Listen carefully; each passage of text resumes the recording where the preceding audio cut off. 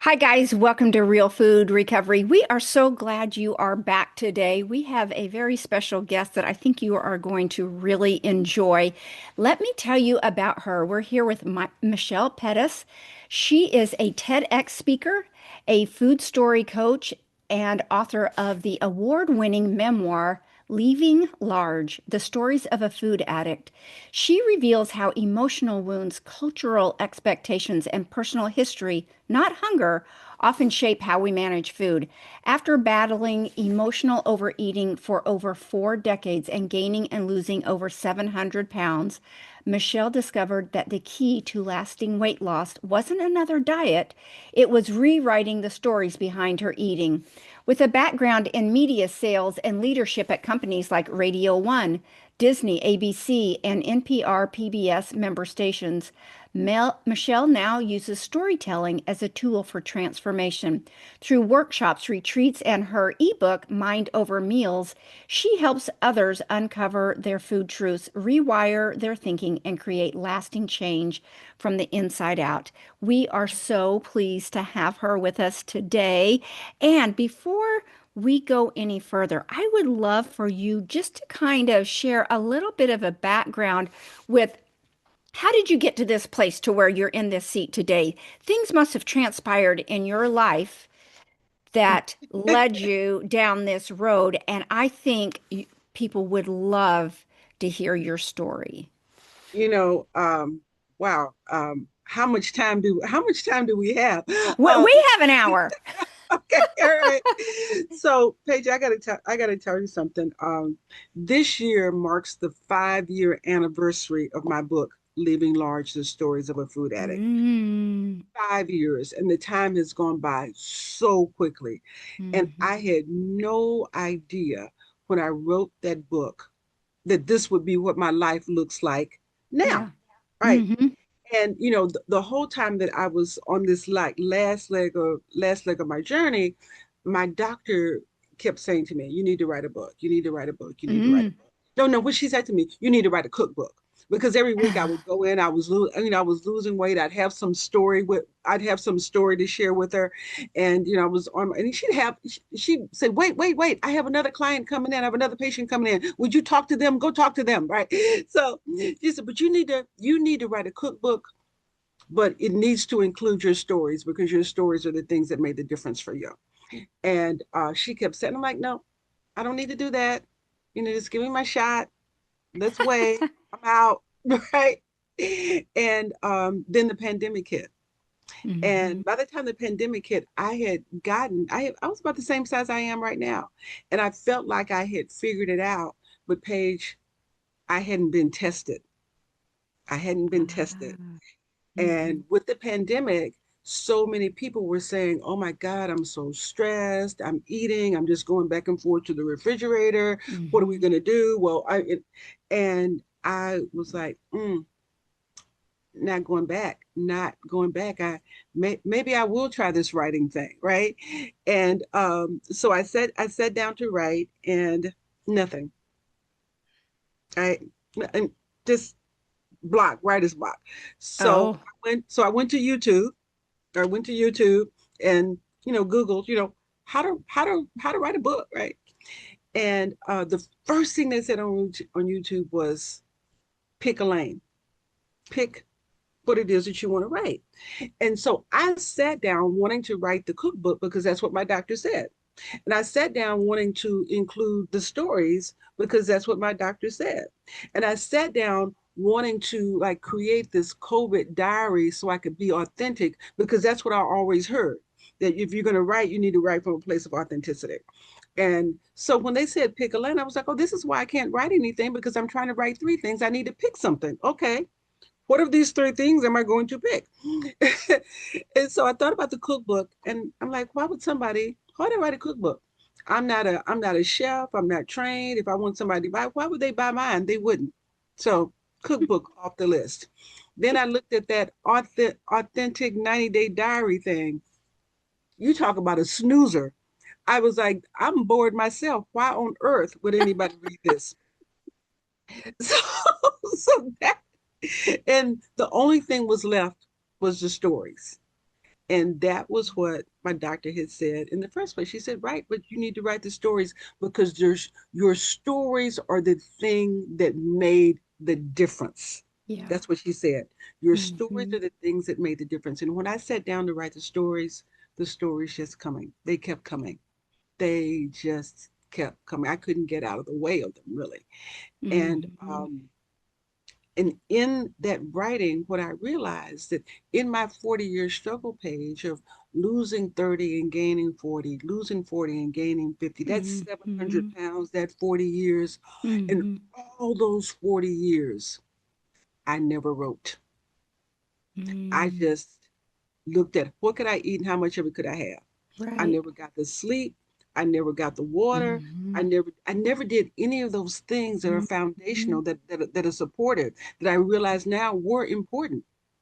I Hmm. never did the things that allowed me to change my thinking, that changed my beliefs about why I was eating. I didn't even know I didn't even realize that that was part of the process. Because Right. when you go to the doctors, they say, cut out fried foods, right? Get some exercise, do these things, keep a journal along with some. I mean, they barely mention keep a journal.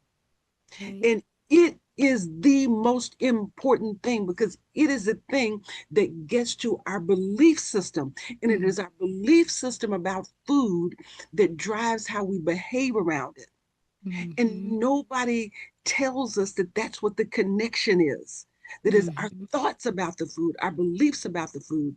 And when we change that, and while I understand obesity and food addiction is a complex issue, but at the root of it is our thinking, it is Oh our yeah. feeling. And all that stuff is connected, and nobody tells us or teaches us how to unravel it and how important it is to unravel that. So Hmm. I wrote the book. So Leaving large. yeah, leaving large, story by story. And 5 years later, 5 years later, I'm here. Bada That boom, that bada bing. bada boom, bada bang. Yeah. I, I'm going to do a side note here and then we're going to jump back into what Okay. we're having. But so are you a recipe creator? I only ask because I also have a food blog, Fitness by Paige, where I Mm-hmm. take these single ingredient foods and create recipes just as a creative outlet and Mm-hmm. to prove that clean food isn't boring and I love my food. But that is just a side note. But do you have a recipe book? Are you a big recipe creator? I'm yes and no. Like my new kick right now is beans. That Yeah. beans. I I Hmm. I think beans are a superfood. Yeah. And my new kick right now is right is being fascinated by how food drives this culture in just ways that people don't even think about. And here's what I mean. I'm in Maryland right now. We're in the midst of this big ice storm and this big Yeah. snow. Yeah, we're in Kansas and this is my third day in the house. Okay, all right. So we're here. We're here. And so a couple of days, thinking about leading up to this, I went to the grocery store and the shelves were barren. Yep. All the bread, all the eggs, all the put a bread, eggs. What's the other thing that people milk? All the bread, Mm-hmm. all that. Mm-hmm. And I think about this. I said, I don't understand why people are so afraid of not having food when they have a house full of food. Right. And I don't understand what the panic is because if most people shop once a week for Mm-hmm. groceries, I don't know. Mm-hmm. And if the storm comes and the storm lasts 3 days, Right. or even if it lasts 5 days, if you're only going to the grocery store once a week, you still got 2 more days before you Yeah. would normally go anyway. Right. Yeah. So this madness of people being afraid to be hungry. So I can understand water if you want to run out of water, stuff like that. But why this raid? What if every time a storm came, it was something like this, people said, oh, the storm is coming. We're gonna fast. this is it's a perfect time for us to just fast and cleanse. I mean, cleanses and fast, they're real big right now, right? People do that as a way It's cool. of centering themselves. What if they just thought, okay, that what we'll do is we'll fast. It that so so I think about, you know what I also think about? I think about appetizers. I think Do about tell. Do tell. why do appetizers exist? I I mean, know. really, why do they even exist? Here's the food to eat. Here's the food to eat before the food I, comes. can I tell you something? I'm invited to a dinner party this Saturday, and it's like a Mexican potluck, and the girl in charge assigned me appetizers of cheese and fruits, which I'm like, good, because I'll just take home whatever people don't eat, and I'm not doing anything with dips or anything like that. Mm-hmm. But I can use the leftovers in my smoothies, or I can safely use those. But I looked at the list of everything else that people are bringing. I'm like, why do we need my fruit and cheese plate? That's good because whatever I'm bringing, I'm going to make sure that I've got recipe ideas for next week that I can use those in. But we don't need that. We do not need that. But anyway, I sidetracked again because getting together for some reason means how much can we eat? And I don't, why does it have to be that? I don't know. Because the food manufacturers have told us that that's what it's supposed to be. Hmm. It has been consistent manage it has been consistent messaging and advertising over time that has convinced us that an event is not an event is not successful, an event is not good unless food is at the center of it, Yeah, is the lots of it. entertainment. It's entertainment, Yeah, yes. it's just such gluttony. I mean, food is one thing, but this level of overkill is just literally killing us. The Yeah, overkill is killing us. yeah, the overkill is, yeah, it is. And it's being normalized, right? It's normalized because we Hmm. see it all the time. Oh, Hmm. bring this. I mean, you're right. And it's that, and then it becomes an expression of status too, not just entertainment of status, but status as well. So we connected to it.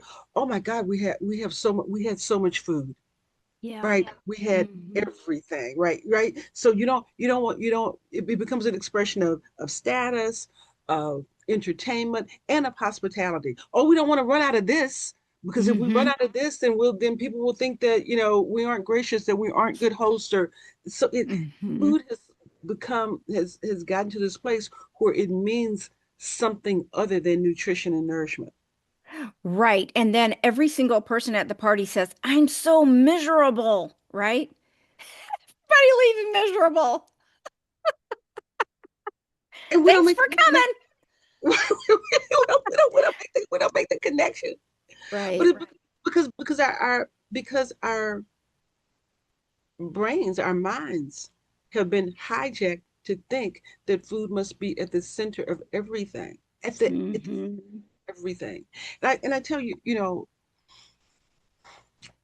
here's, like, I know you asked about recipes and we're kind of like off on a tangent, but here's one of the things that just, I don't know.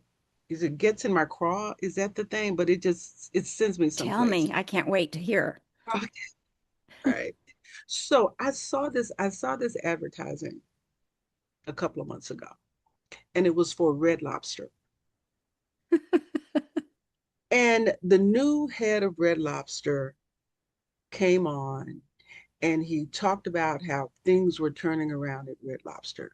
And they, presumably, I did a little bit of reading, they brought him in to turn around the image of the chain. You're going to Hmm. come here and you're going to see new this, and you're going to see new this, and you're going to see new this, and we're moving in a different direction, all better for you. But there's some things that haven't changed, and it is our Cheddar Bay biscuits. Yeah, I was waiting for that punchline to drop. Yeah, go ahead. Is our cheddar. And understand, in the old days, I have been to a Red Lobster and eaten a couple of baskets of those things, Oh yeah. very easily, Hmm. right? Yeah, And talk about so, ultra processed. right. And so he picks up the biscuit and talks about how you can count on this biscuit and how it hasn't changed.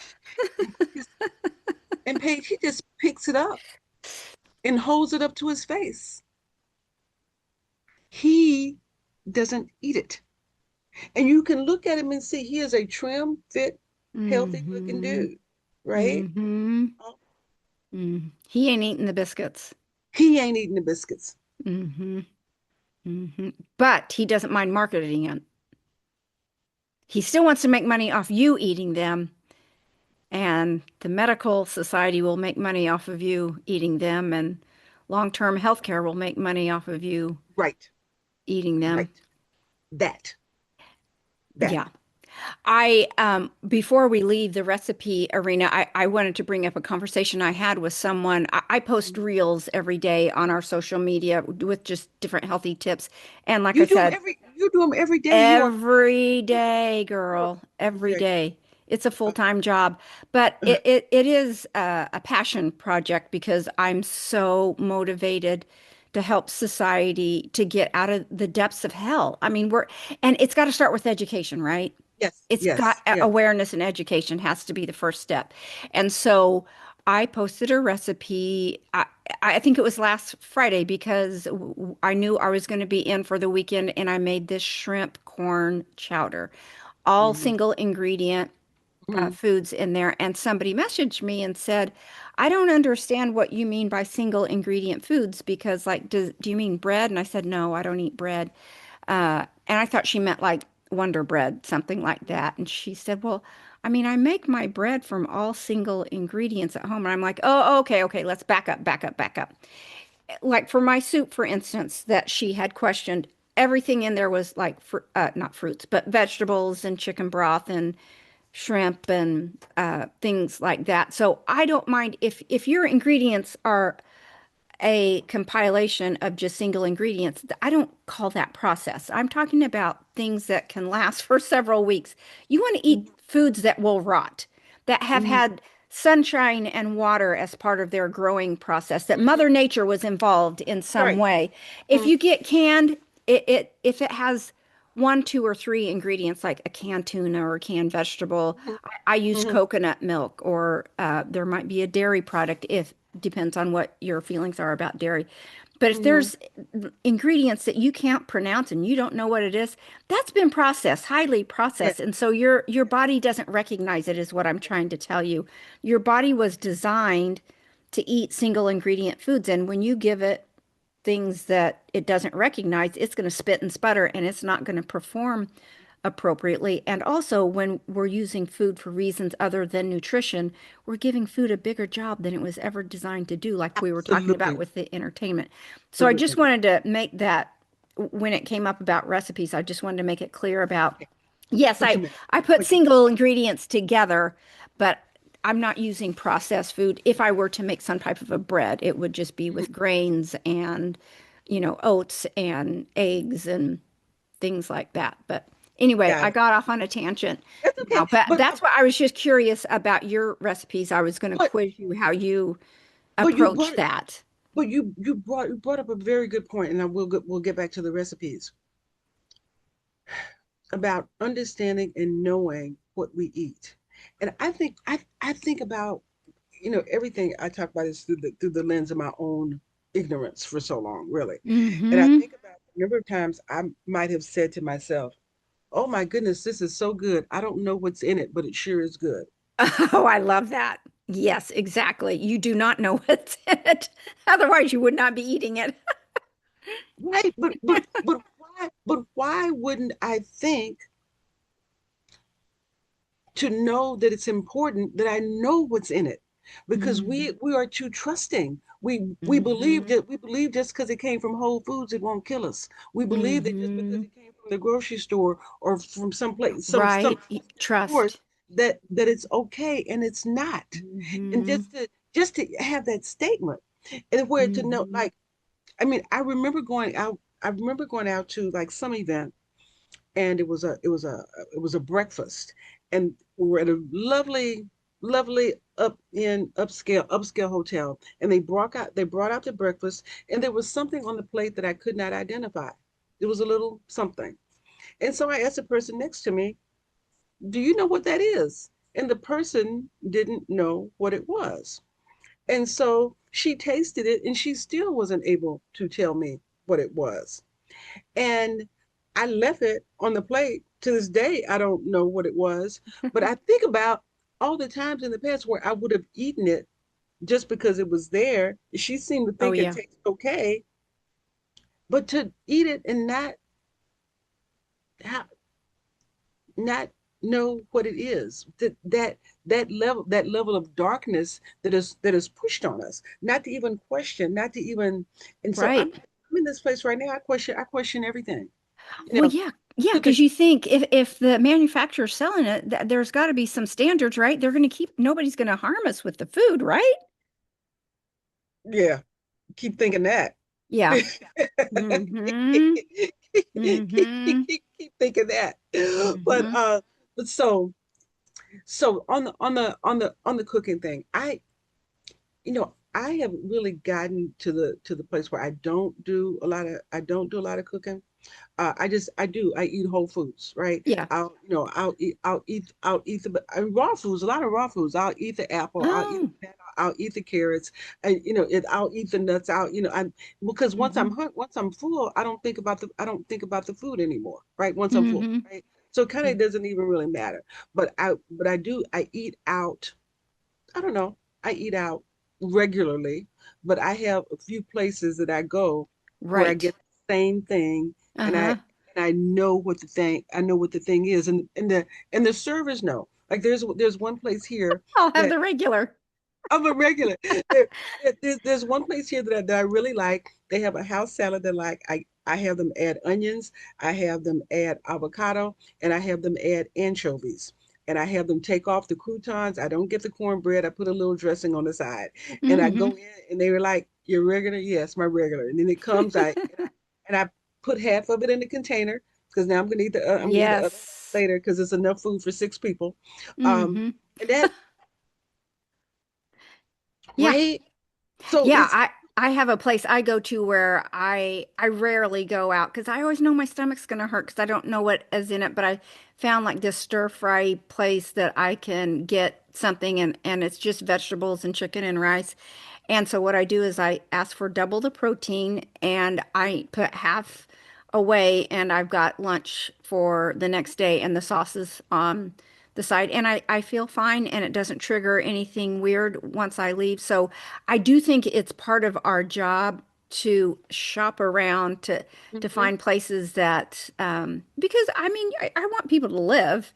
right. But you need to find places that are safe for you because safety is our number one job. Absolutely. So it just takes work. It just takes work if you want to do it. Same with like the recipes I'm talking about. Some people just can say, "Hey, I'm just going to eat a vegetable and a protein or whatever. I'm not going to go to that trouble." That's fine if that works for you. But I like some creativity and I like sharing fun ideas with people because they get bored sometimes. So everybody has their But own lane.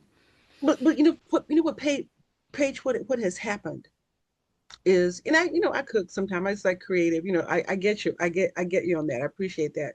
But what has happened is the fast food, the snack food, and the junk Mm. food manufacturers have tricked us once again. They have told us that cooking is inconvenient. They have Right. told us that eating should be fast. It should be quick. Mm-hmm. It should be that. Mm-hmm. They have told us that our health and our lives are not worth it to Yep. take the time to Mm-hmm. make nutritious choices, slow Mm-hmm. choices. That's not our life is not important. What's important Mm-hmm. is convenience. Mm-hmm. What is important is quickness. And so Mm-hmm. we have to take that back because that has been given to us. That has been Mm-hmm. pushed upon us. Oh, I don't have time to cook. I mean, what does that Mm-hmm. mean? I don't have time to cook. If you understand that food is your life, food is your life and the life of your family, you're saying, I don't have time to do those things that support my life and the life of my family. Why Yeah. don't I do that? You know what I don't have time for and what isn't convenient is heart disease, obesity, inflammation, cancer. Those are time consuming. Those are Yes, inconvenient. You know how yes. I told you on Friday, when the storm was starting, I started on my shrimp corn chowder. I Mm-hmm. made enough for 6 meals. Mm-hmm. So when I cook, I know I've got the rest of my dinners lined out. And Mm, this morning, I finished making my salad that I make. I have 1 pound of raw salad every day, and then I put whatever toppings on it. I made a week's worth of that. The day before, I'd make my protein shakes for the whole week. So mhm, I've learned how to manage my time well mhm, with doing food prep. And so during the day, I'm just pulling containers out of the refrigerator. There's nothing faster than doing food prep and having everything ready. yes. It's a foolproof system. It's actually my number one tip for staying clean and off the processed food Mhm. and staying full and satiated. I love everything I eat, but that has always been my number one tip for Yes. abstinence. Yes. Yes. Oh, I love what you said about the protein shake. All right. So I am, I am going to give you my recipe Go girl. for the hot, healthy hot chocolate. Hot, healthy hot chocolate. Okay. So whatever chocolate protein powder you use that, right? Mm-hmm. If you use whatever milk you use, if you use some sort of plant milk, that you got that right. Mm-hmm. Your powder, your powder, Milk. your plant milk, then cayenne pepper to Woo! taste, cinnamon to taste, right? Lots of cinnamon. I put a little bit of cardamom in mine too, right? Oh, Yes, right. And okay. then I put an extra scoop of cocoa because Oh, I like it chocolatey. okay. Yeah. So Protein powder, milk, cayenne pepper, cumin, no, cinnamon, cinnamon. cardamom, and Hmm. cocoa powder. Hmm. Sounds divine. I have a hundred Shake it up. percent. Oh, go Shake ahead. it up. I'm not done. No, you shake it Oh, up. Yeah, yeah, you shake it up, get it all frothy. You microwave it or boil do however you warm it up. And then afterwards, a little bit of vanilla on top. ooh. Nice. And see, we can find ways to make healthy food fun, right? Hmm. That's my mission. I never feel deprived. If you feel deprived, you're doing something wrong because there's so many beautiful flavors out there Yes. that are natural. And the other beautiful thing is your body's taste buds will change Hey, back to yes. the natural factory settings, and you are going to love, love, love, love, love these flavors. They're going to be rich and beautiful and powerful. I never ever feel deprived. In fact, I was reading one of Dr. Mark Hyman's emails today about Hmm. eating the colors of the rainbow and how, Hmm. what you get from broccoli with the phytonutrients you don't get with the onions or the carrots. They just each give you something different, and eating all those different things are really so critical to our health Yes. and well-being.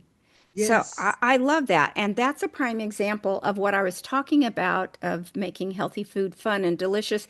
And for us, I like to be creative too. It just feels that it's fulfilling. It Hmm. gives us a nice little dopamine, lovely hit with the creativity, and it just makes it enjoyable.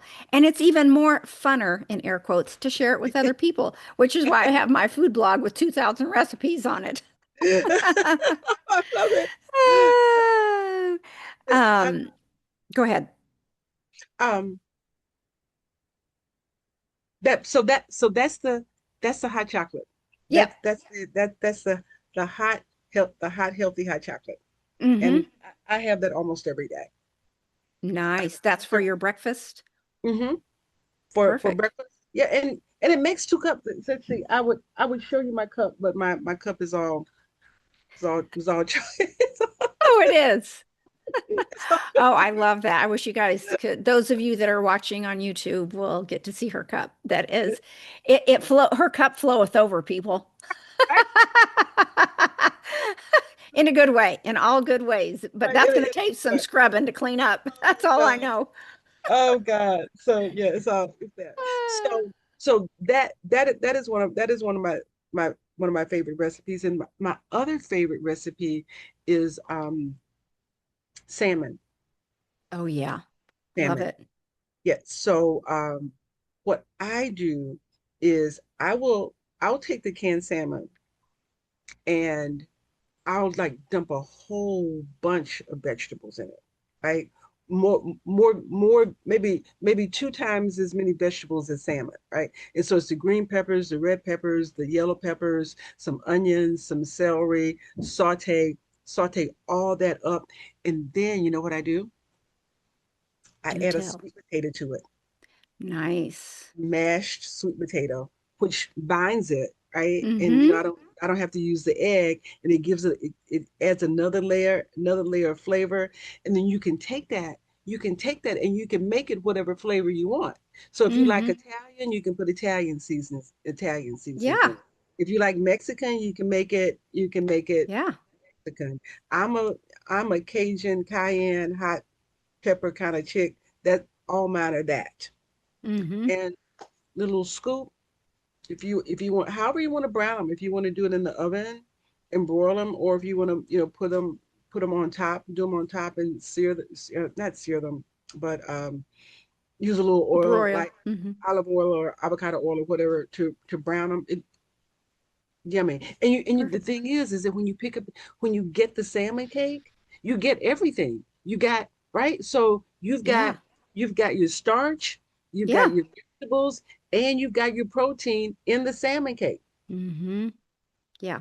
I love the balanced diet. We at Real Food Recovery, we don't ever tell people what to eat. You could be vegan or carnivore, whatever floats your boat, because I can't tell you what works for your body. But for me, I just do a balanced diet, trying to eat as many colors as possible and Mhm. just have a variety standard of I don't do anything extreme because for me, I have found that I can't stick to that and Mhm. I want to have apples. Whatever program I eat, I just want to make sure I have my Cosmic Crisp apples and I'm a happier person. Are those an apple chip? No, not the Oh, apple those are core. I mean, cores. Oh, yeah. What's your favorite type of apple? oh my gosh. Oh, there are so many, but maybe the Honey Crisp probably Yeah, the is Honey Crisp are good. Yeah, the right. Cosmic Crisp are rather new in the past year or so that I've noticed. And once tried those, I mean, so to me, talking about taste buds, my taste buds have changed enough to where that is sweet enough, and I'm so satisfied with Yeah. that. And I just feel great Yes. after that.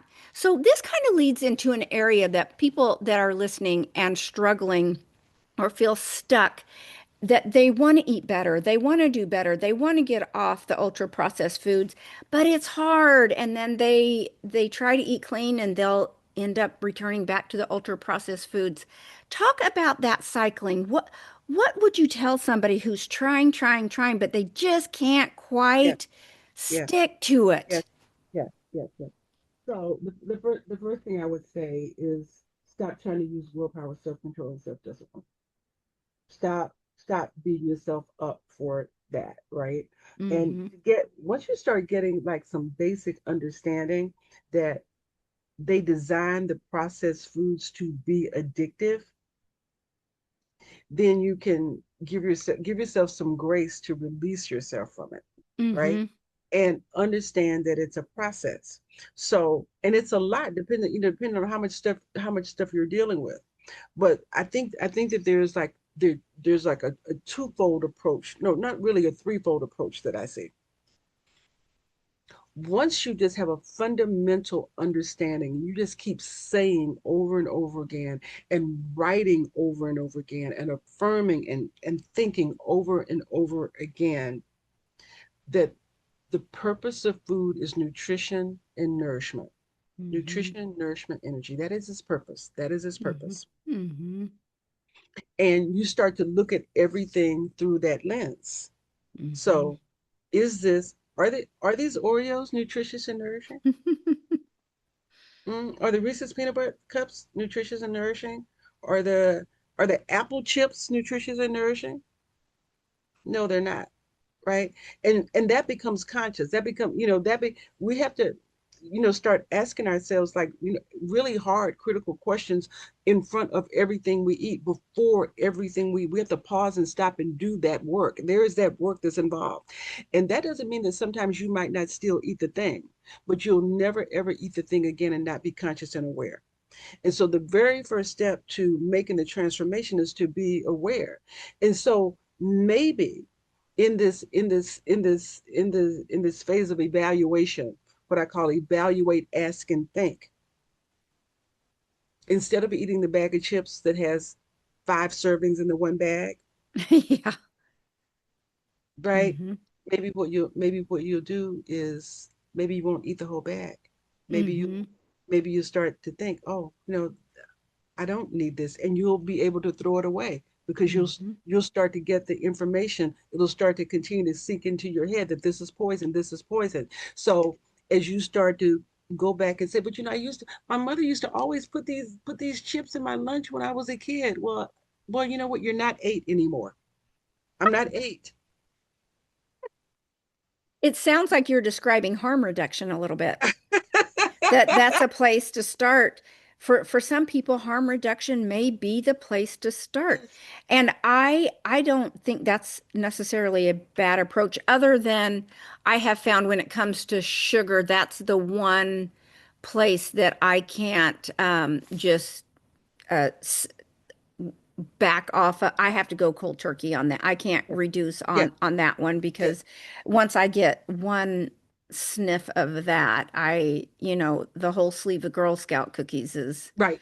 It's gone. one. It's gone. Yeah, I mean, I just don't. I rank very high when it comes to sugar addiction, but you Mm-hmm. can maybe titrate off some of the other things, and I don't mind that messaging of just try to cut back or substitute or things like that Well, with other things other than sugar. okay, so here's the thing that helped me with Paige, that helped me with my sugar addiction, is that when I go through the questions, I have a series of questions that I use now and that I use when I'm coaching people.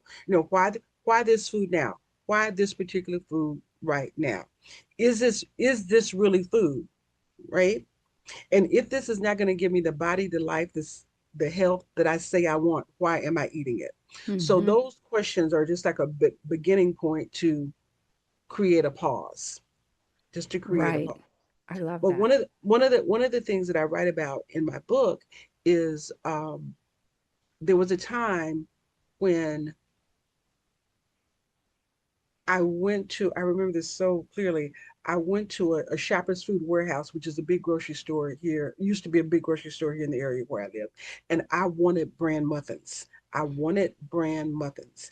And they sold bran muffins along with a couple of other places. And they sold the ones that were this big, Right. where the one muffin is 600 Yeah. calories. And they Uh-huh. tell and they tell you serving size a half a muffin or a quarter of a muffin or something crazy like that. Yeah, Right? that's for quitters. We're not quitters. Right, right. And so I went to the store. I bought the brand muffins. I went out to my car and I ate the full four Yeah. pack of brand muffins while I was Yep. in the car. And I did Easy. not stop until the pack was empty. And I was like, right. And as I was unpacking this when I was writing my book, I thought to myself, what was going on with that? Yeah. What why this food now? Because if it was just about the sugar, I could have eaten a bag of sugar. Mm-hmm. If it was just about the sugar, I could have gotten blueberry muffins. I could have Mm-hmm. gotten Oreos. I could have gotten anything, but it was something about those brand muffins, including the sugar. And so I That's right. sat and this is why it's so important for us to get to our story, to understand what the connection is that we make Right. to these foods. My grandmother loved brand muffins. Mm-hmm. She made them all the time. My Mm-hmm. grandmother was my safe place. There was Mm-hmm. something that was, I don't know what it is right now. I can't even tell you what it is, but there was Mm-hmm. something that was going on in my life at that point that was Mm-hmm. stressful for me. Mm-hmm. And I needed to feel a connection to the safety that she provided. Right. And it was Right. through those brand muffins. And it was Mm-hmm. breakfast. I was probably hungry. I mean, so there was, that was not the only thing. There were multiple things going on, but it was that. And Mm-hmm. so all the muffins, because it would, I mean, sugar was the second ingredient, I'm sure, in all of them. So now it's addictive. Now I Mm-hmm. can't stop. Then it had Yeah. all the other stuff in it. So all those things converged in that one place. Mm-hmm. So now, I don't think I've had a brand muffin since then. I mean, Mm-hmm. I know I haven't had one since 2017, and no desire to have one. Mm-hmm. Because once we're able to make the connection, figure out what the connection is of the food is to the memory. Once we're able to make that connection, then we can go directly to the memory and bypass the food. Mm-hmm. But until we're able to make the connection and understand what it means, we'll always be thinking that we need the food to have the feeling, and we don't. Yeah. All we need is the memory. Yeah. I have to tell you, when you were telling that story, I actually got a lump in my throat. I had a visceral reaction picturing you there in the parking lot doing that because obviously brings up memories of me doing things like that. And it is such a dark, hopeless, scary, traumatic place to have done that. And you're like, I don't even know why I'm doing this, but I can't stop eating. I am sick to my stomach, but there's still some left, so I have to keep going. My brain will not allow me to quit. And it is the most severe mental pain I've ever been in, to be in those binges where you literally physically cannot stop and you don't know why. It's almost like something's controlling. Yes. I feel like I've lifted out of my body and I'm watching the scene. I'm disassociated, completely Mm-hmm. disassociated from myself. And it's what I call the monsters come out of the closet, and it's so scary. You're re-traumatizing yourself every time it Mm-hmm. happens because you don't always know when it's coming. You don't know when it's going to stop. While you're in it, you're trying to rationalize how am I going to make up for all these calories? I'm not going to be able to eat for days. That's going to hurt so bad. I'm so depressed. I hate myself. I mean, all that stuff. When you're telling me that, immediately, I feel it in my gut whenever you're telling that story. It takes me right to that place. Yeah. Yeah. And It's as really, well as the people listening, I'm sure. yeah. Do you want to talk about how, when we have, I call them side steps because it sounds better than binges, Mhm. what we do about that? How do we pull out of that? How do we make sense of it? How do we help ourselves so it's not all for naught? Yeah. Yeah. Yeah. Yeah. Yeah. So when I look back on it, because it has been a long time since I've had a binge, a long, long time, and being able to go through that story process is a tool that I have found that has been invaluable. And the work is this, because it's going to come up, right? Is Mm-hmm. that we can't beat ourselves up when it happens. But what we can do is, after it happens, look at the situation Yeah. and think about what what needed, what things could have been in place to to protect me. What things Mm-hmm. need to be in place next time so that Mm-hmm. I feel more protected. And so Mm-hmm. maybe it's, I don't, in the case of the brand muffins, I don't drive that way to work. I Totally. don't, I've told people that before too. Go a different way. I go a different route, right? Mm-hmm. Um, Maybe it's have something else. Have a bag of apples, right? Mm, yeah. Have have a, always have a safe food, because maybe it's just, you can't. So here's what I realized that my issue was: I was eating too much of the wrong stuff for the wrong reasons, and I was doing it unconsciously. Oh Those yeah. four things. Mm-hmm. And so to systematically break down those four things. So if you change the consciousness Mm-hmm. and you change the reason, you work on consciousness and reason, it will make the thing and the amount of the thing easier to deal with. Mm-hmm. Yeah. So breaking it down. All right. So if I'm feeling some kind of way, I'm feeling stressed. Why, what what took me there? Can I sit with that? Can I Mm-hmm. sit with that and figure out what I'm really hungry for? Mm-hmm. What is it that I really want? What did I really want in that moment? Mm-hmm. Right? Yeah. I think you're describing impulse control, which is the key to freedom here. Yes, It's all absolutely. under the umbrella of impulse control when it comes Yes. to recovery and staying in that future self place. I think I told you my husband recently passed. It was 12 weeks ago today. And Oh my I goodness, hadn't, no. I'm oh, so sorry. okay. Yeah, Oh. thank you. And so during that time period, I had a couple of side steps like I haven't had in years, Mm, years. And I'm like, what is going on? That I still, the day of the funeral, I had gotten through the entire day, and there's, the luncheon at the church and all the goodies that they bring, and people had been bringing food in, and it's always heavy on the stuff. And homemade chocolate chip cookies are my number one all time. So I had gotten through the viewing, the funeral, the few days before, and it came to the night of the funeral, and I was at my daughter's house. It was just she and her husband and me, and we had had dinner. I had had plenty of food. All of a sudden, that big tray of homemade chocolate chip cookies, I took one, and then I had 10. I'm like, what am I doing? What mhm. am I doing? But so, yeah, the stress, sometimes life is bigger than we are. But the thing that I wanted to point out is that sometimes we measure our success in what the day after looks like. Mhm. And so yes, it was a sidestep, but it wasn't a week long. It wasn't Right. days long.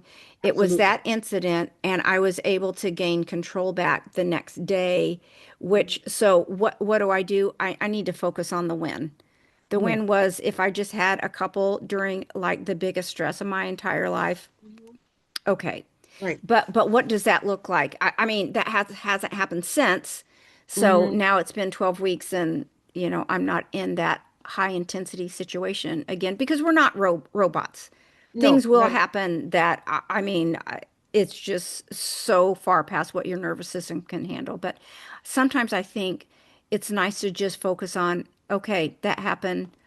Let's giddy up on down the road. What am I going to do next? What What does am I it going look to do like? next? What does it look like to pick my bootstraps on and pick my bootstraps up and move on?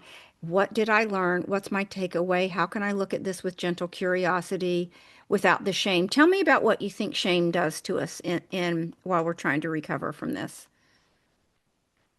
Mm. Oh, that shame question it is so deep, and it is so big. So Mm-hmm. I'll tell you about this. Shame keeps you in silence. Shame keeps you in darkness. Shame Mm-hmm. makes you think that you're the only one. Shame makes you feel Yes. like that that that it's your fault, right? And that there's this that Yes. is this that is this that is this deep darkness that is unfixable. Right? It is unfixable. And part of my story page is, and I don't even know if you know this or not. Maybe I don't know, but part of my story is I am a survivor of childhood sexual abuse, I did and not. I'm sorry the about that. more oh thank you, but the more I do this research, the more I find that this is something that impacts a lot of us that struggle with food addiction and obesity.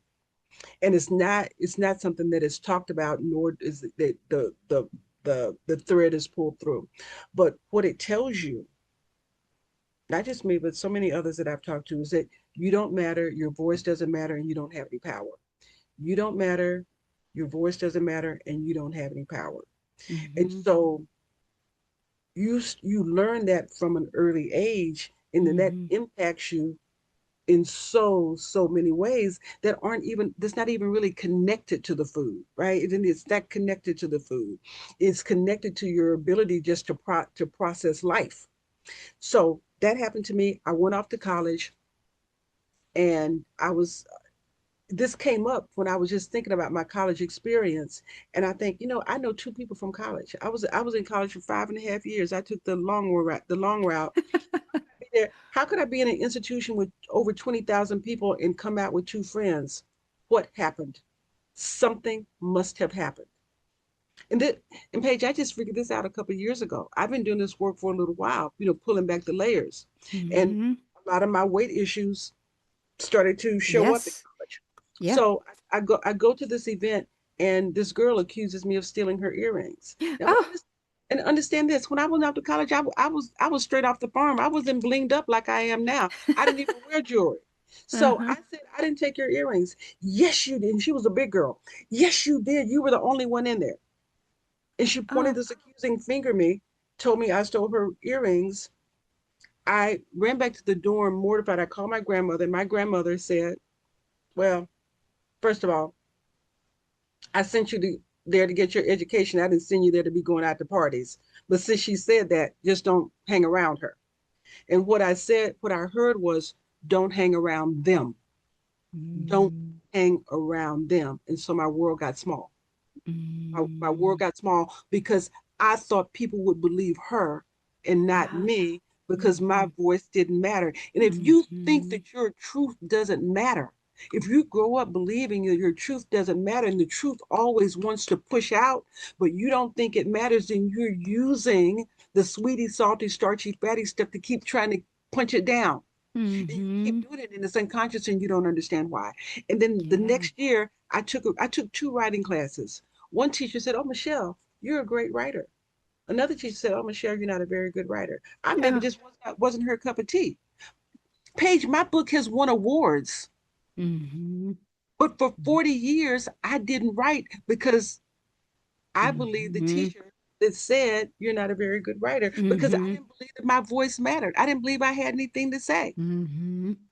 Right. And Which, so the shame of that, the shame of being exposed, the shame of having my frailties, all the stuff that's wrong with me being in the light, that this abuser told me that I was nothing, being mm, ashamed of being nothing, right? Because if you were something, then your voice would matter. If you were mhm. something, then you would matter. If you were something, if you were important, right? Yeah. That is just stripped away from you. Yeah. It is And it I is Yeah, and I love what you said about feeling powerless because I think so often in people that are suffering from the ultra processed food use disorder feel powerless. I Yeah. don't have a choice. I don't know when the monsters are going to come out, and when they do, I just have to go into the fetal position until it's over and then figure it out then because I have no power. And so that is a good place where we start to fight back at Real Food Recovery is you do have a choice and you're stronger than you think and your voice does matter. It's the most important voice in the room, but not everybody knows that. And sometimes you have to learn that through the school of hard knocks, just like and you're talking about you did. you learn it, you learn it through the school of hard knocks, but you also learn it in a community. You learn it in a Yes. compassionate, safe Yes. community that Hmm. listens to you, that Yes. says, "Sis, I got you," that lifts you Hmm. up, that says, "I've been there. I've been there too." That here's what it looks like on the other side. That was a lie. Yeah. That is not the truth about you. And you start hearing that over and over again. You start Hmm. getting affirmed, and Yeah. through that process of being connected to others, you can start to bloom and come into yourself. But you do it. That's why we need each other on this road to recovery, because the only voices Yeah. that we have when we're trying to fight this, if we try to fight it alone, are the voices that are in our head that tell us we can't do it. Right. And that's why you can't do it alone. Right. And don't you feel like, I don't know about you, but for me, until like 5 years ago when I started on this journey. I wasn't telling any of my girlfriends about what I was doing, having these sugar binges a couple times a month. You think I was talking about that? And I certainly hadn't heard any of my friends saying that they were doing that. I just assumed it was just me and there was something wrong with me. I never knew why they were happening. I knew because I was so super successful in every other area of my life, extremely controlled, extremely rigid, structured, on top of everything other than this one area that I felt at the time like I had zero control over Yes. what was happening, but I had never told a soul. I mean, I might Yes. have joked about it. Oh, I just can't have one cookie, but never really said, hey, I think there's a problem here. I Mm-hmm. really just thought it was me. So, yes, the connection makes a huge difference to know you're not alone. I Yeah. mean, were you telling people? I didn't even Oh have the no. verbiage to tell people. Well, I wouldn't even know what to say. so you know what? I just thought I loved food more than everybody else. That's me too. And I had no willpower. Yeah. I was just a pig and I had no Yeah. willpower. Yeah. Yeah. Yeah. That's what I thought. Well, I've Yeah. used up all your time. I really appreciate it. But before we go, is there one thing that for people who are listening right now who might feel hopeless or too far gone, what would you want them to know about their brain, their body, their ability to heal? What would be a message that you could leave with people that are listening today? Yeah. I want people, I want anybody that is listening to know that it is not too late. Yeah, It is not too late. Start wherever you are. yeah. Never, ever give up. That's my Ne- rule. That's my one rule. Never, never give up. Yeah. It's not. And, and the time is now. The time is not now because if not now, I mean, you Hmm. are listening to this for a reason. You are listening to this right now for a reason because it is your time. Yeah. And the final thing is this, and this page is it.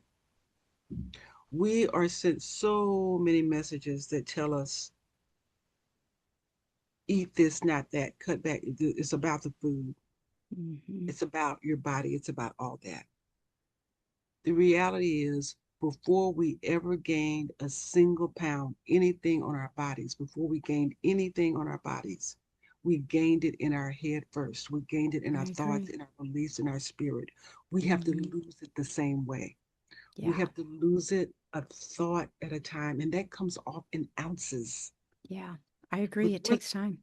but once we get it out, once we get it out of our head, out of our hearts, out of our spirit, the weight can't wrap around it. Yeah. That's the power in getting it on Hmm. paper, getting it in community, sharing it, but just get it out. Get it And out. and understanding that it doesn't happen instantaneously. You know, these diet programs that say you're going to lose 2 to 5 pounds a week or whatever. This recovery journey, it's years. I mean, and It's a I'm life. glad. It is It's a a life. lifetime. And I don't know about you, but I'm grateful because I don't ever want to reach the finish line because I don't ever want to let the foot off the gas pedal. Yes. It's going to Yes. look different, but and I work differently, but I don't want to ever stop because I'm continually growing.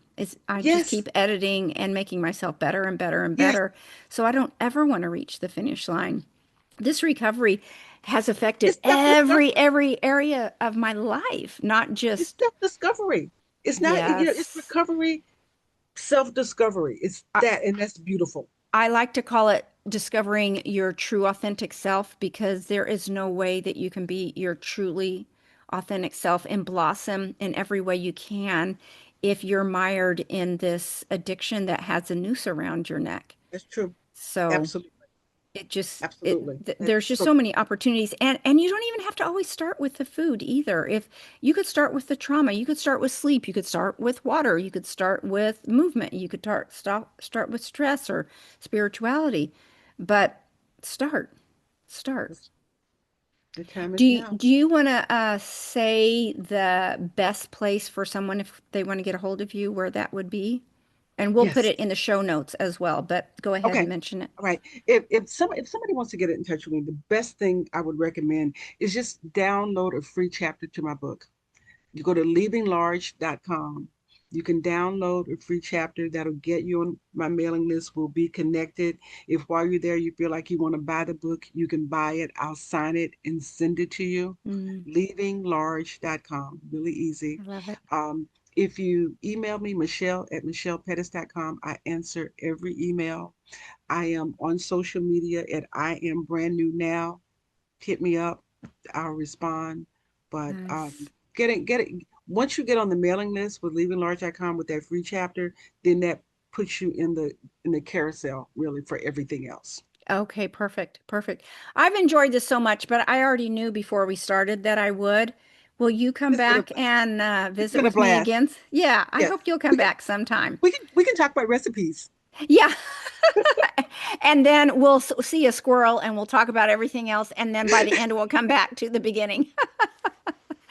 So I enjoyed it so much. And if you want to find out more about us, you can find us at realfoodrecovery4u.com. That's the number four and the letter U.